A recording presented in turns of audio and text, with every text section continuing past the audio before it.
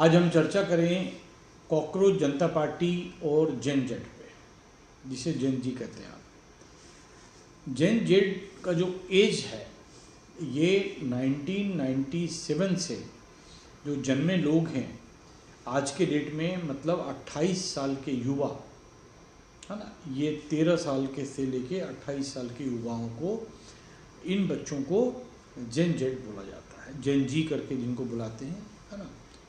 और इस तरह से इनको जो है किसी मुद्दे पे ला करके इनका राजनीतिक उपयोग किया गया। अब जेन जेड को कौन लीड कर रहे हैं?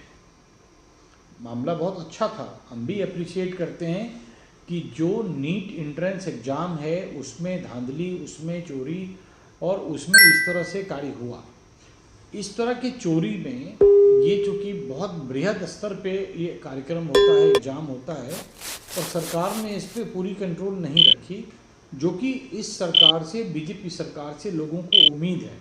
इसके पहले जो कांग्रेस की सरकार थी वो तो नाउम्मीद थी, पहले भी होता था। सभी लोग जानते हैं कि बिहार में रंजीत डॉन नाम के लोग थे उस समय, जो कि मेडिकल एंट्रेंस एग्ज़ाम का बहुत बड़ा खेला करे और करोड़ रुपए कमाए। आज भी हम लोग एक दूसरे को जानते हैं जो कि इस एजुकेशन माफिया लोग हैं। और आप देखेंगे कि बिहार में और कई प्रदेशों में जो पॉलिटिशियंस हैं वो लोग ही मुख्य माफिया हैं एजुकेशन में, और अच्छे अच्छे एजुकेशन इंस्टीट्यूट्स जो हैं इनके द्वारा रन किया जा रहा है, चाहे वो टेक्निकल इंस्टीट्यूट्स हों या फिर वो आपका यूनिवर्सिटीज़ हो। अभी कई लोग आ गए, तो शिक्षा माफियाओं में भी जो है पॉलिटिकल हाथ रहता है पीछे में, ये सबको मालूम है। फिलहाल हम लोग बात करें ये जेन जी पे। एज ग्रुप जो है उस एज ग्रुप के अनुसार लोगों का जन्म जो है 97 में ऑनवर्ड्स होना चाहिए। अब इनको जो भड़काया गया, इनको जो यूज़ किया, इनके जो संस्थापक बने अभिजीत दीपके, उस युवा का उम्र 30 वर्ष है। मतलब निश्चित रूप से जेन जी का जो एज ब्रैकेट है उससे बाहर है, क्योंकि उसका जन्म 95 में हुआ। उसी तरह से उसमें और भी एक प्रवक्ता हैं जिनका जन्म भी 95 का है, और दूसरे प्रवक्ता हैं उनका जन्म 2000 के आसपास का है।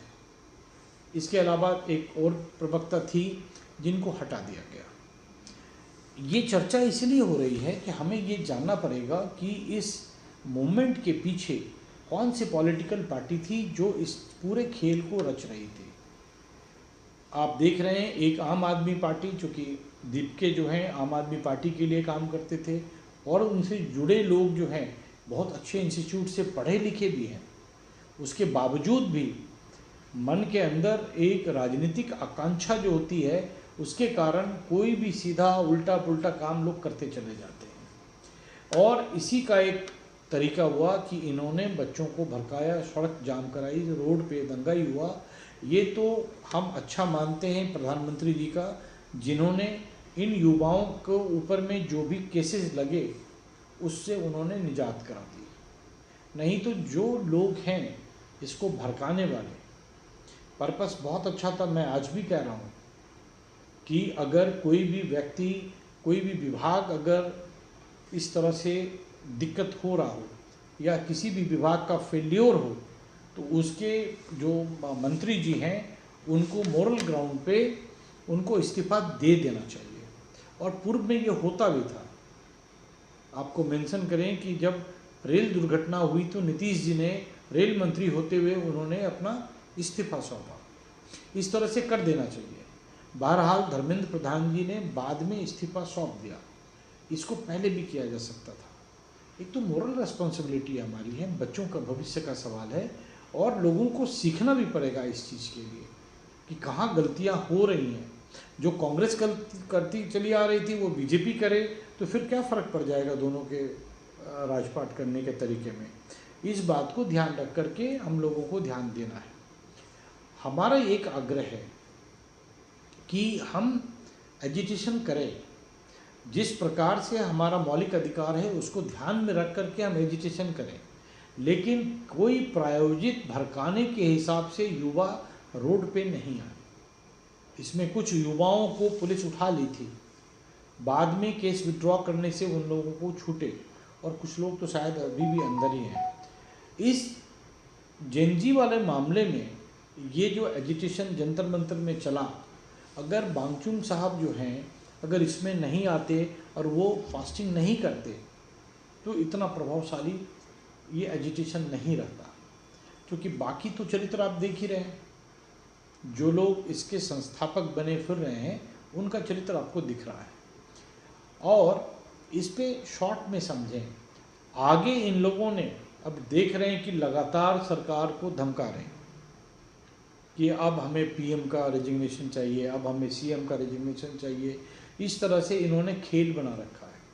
ठीक है, राजनीति करनी है तो अपनी पार्टी को रजिस्ट्रेशन कराएं और चुनाव में आए और जीत करके आप सरकार को हटा दें, लेकिन उद्दंडता कर करके आप सरकार को हटाएंगे इसकी संभावना कम है। जो लोग विदेशी ताकत हैं, जो लोग गलत राजनीति करते हुए आए हैं, विपक्ष की राजनीति, चाहे वो कांग्रेस हो, चाहे वो सपा हो, या चाहे वो आरजेडी हो, या जो लोग भी हैं, सब लोगों ने इसमें फुएल किया, सब लोगों ने इसमें आग में घी डाला और कोई किसी को बचाने नहीं गया, किसी के घर में कोई झांकने नहीं गया। और किस तरह की एक्टिविटी है, किस तरह का कल्चर है, ये भी हमें दिखता है कि हाथ में बियर का बॉटल लेके और हंसी मजाक ऑफ द रिकॉर्ड, वो भी चीज़ें दिखती हैं कि किस तरह से ये लोग कर रहे हैं और युवाओं को गुमराह कर रहे हैं। तो हमारा एक मानना है, और एक बात और ध्यान दें कि ये जो युवा गुमराह हुए जेनजी के नाम पे, इसमें जो भी युवा थे, इसमें अधिकांश लोग जो हैं गरीब बीपीएल परिवार से थे। अब जो जो लोग अरेस्ट हुए उनका आप बायोडाटा देख लें तो समझ में आ जाएगा, अधिकांश लोग गरीब लोग थे। अब गरीब लोग क्यों फंस जाते हैं? उनको बरगलाना बहुत आसान है। आप बहुत सारे ऐसे लोग थे जो जंतर मंतर पे आपने देखा जिस तरह से खाना आ रहा था ऑनलाइन, लोग खाना खाने के लालच में भी जा रहे थे, लोग अपना रील बना रहे थे। एक लड़का तो काफ़ी वो भी हुआ, वायरल भी हुआ। इस तरह से लोग उसमें मौज मस्ती के लिए जा रहे थे। सरकार और सरकारी तंत्र ये कहीं सीरियस इशू नहीं था, ये एक खेल हुआ। बट ये खेल बार बार अगर अभिजीत दीपके सोचते हैं कि बार बार ये देश में देश विरोधी ताकतों के साथ ये खेल लेंगे तो ये संभव नहीं है।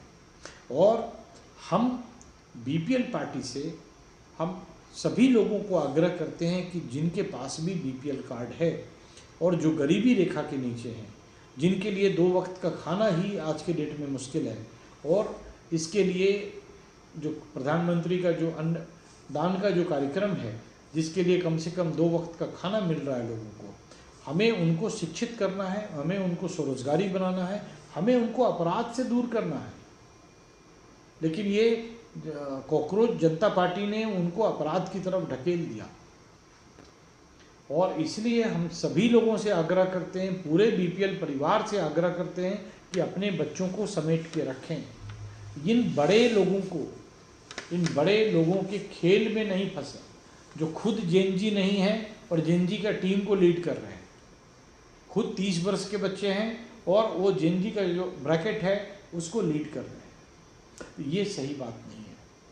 और ध्यान रखें, मेरा एक आग्रह है कि आप शिक्षा की तरफ जाएं, आप स्वरोजगार की तरफ जाएं, आप कानून को मानने वाले नागरिक की तरफ जाएं। और ये जो पार्टी है जिसका रजिस्ट्रेशन भी अभी नहीं हुआ है, इन अपना पार्टी का रजिस्ट्रेशन कराएं।